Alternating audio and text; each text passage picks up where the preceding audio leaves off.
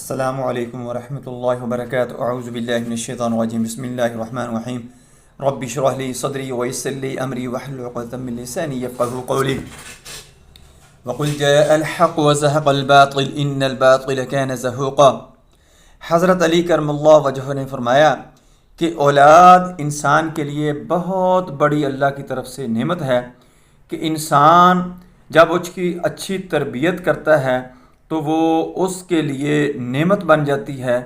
وہ دنیا کے اندر رہتا ہے تو اس کے لیے وہ سہارا ہوتی ہے، اس کے لیے سود مند ہوتی ہے۔ جب وہ دنیا سے چلا جاتا ہے تو اس کے پیچھے صدقہ خیرات کر کے اس کی بخشش کا ذریعہ بنتی ہے۔ جب وہ اولاد نیک کام کرتی ہے تو اس کی قبر ٹھنڈی ہوتی ہے، اللہ کی ذات اس کے درجات بلند کرتے ہیں۔ بعض لوگوں کو اولاد کی بندش جادو کے ذریعے